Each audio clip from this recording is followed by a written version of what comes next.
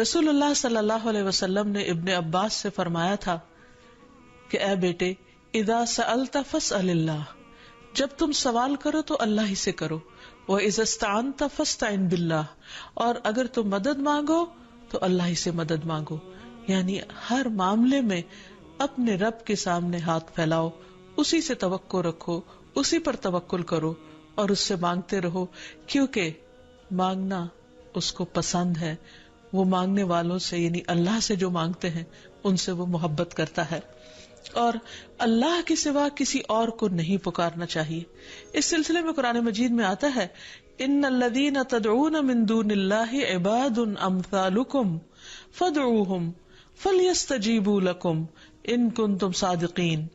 जिन लोगों को तुम अल्लाह के सिवा पुकारते हो वो तो तुम्हारी ही तरह के बंदे हैं, यानी उनसे मांगते हो, इंसानों से मांगते हो।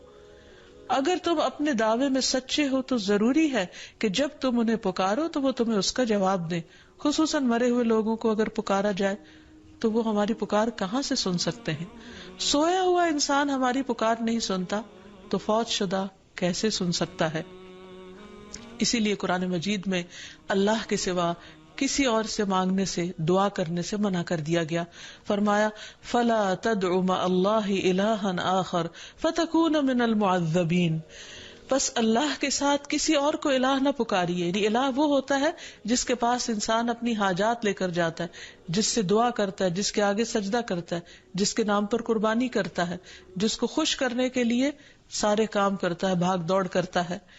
तो अल्लाह के साथ किसी और को इलाह न पुकारिए, वरना आप भी सजा पाने वालों में से हो जाएंगे।